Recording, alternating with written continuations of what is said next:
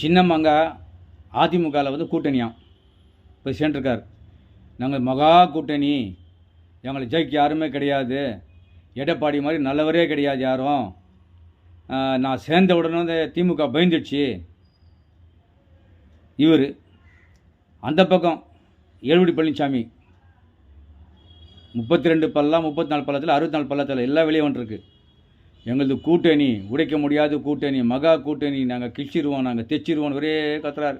இல்லை பெருமை வேறு, நான் என்னுடைய ஆட்சியில் வந்து ஒரு குறை சொல்ல முடியாது, முதல்வர் சொல்ல முடியுமா குறைன்னு கேட்குறாரு.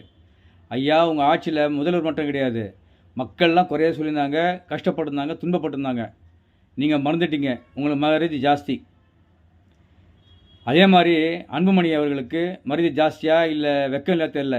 அவர் சொன்னார், எடப்பாடிக்கெலாம் வந்து ஒரு ஆளே கிடையாது, எடப்பாடிக்கு நிர்வாகம் தெரியாது, எடப்பாடி மாதிரி ஒரு திடம் பார்க்க முடியாது, பெரிய ஊழல்வாதி. அதை மறந்துட்டாராம். இன்றைக்கி எடப்பாடி நல்லவர் ஆகிட்டார்.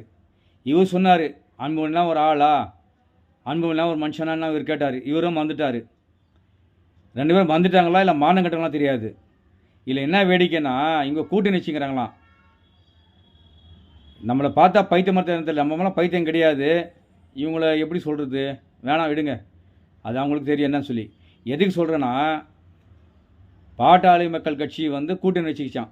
இதில் அதிமுகவில் எப்படி சொல்லணும்னா, நான் எங்கள் அப்பாவை வந்து ஏமாற்றி என் தலைமையில் வந்து 4 பேர் பிடிச்சி வந்துக்கிறேன், புள்ள பிடிக்கிற மாதிரி புள்ள பூச்சி மாதிரி பிடிச்சி வந்துக்கிறேன், அவங்கள கூப்பிட்டு வந்து இங்கே கூட்டணி பேசுகிறேன் என் தலைமையில்.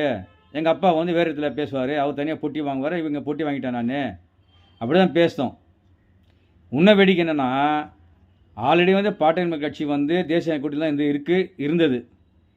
ஆனால் கூட்டணி இருந்த கட்சியிலே மறுபடியும் கூட்டணி சரி, ஒரே கூட்டணி கட்சி பிஜேபி அதிமுக கட்சி தான்.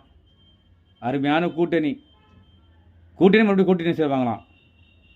என்ன வேடிக்கை பாருங்கள். இப்போ அவர் இருக்கார் ஐயா, யார் பெரியம்மாங்க, அவர் என்ன டைலாக் கூட தெரில, அவர் யார்கிட்ட போய்ட்டு கூட்டணி வைக்கிறார் தெரில, அவர் பேசுவார். இப்போ வாய்க்கு வந்த மாதிரிலாம் பேசிப்பார் அவர்.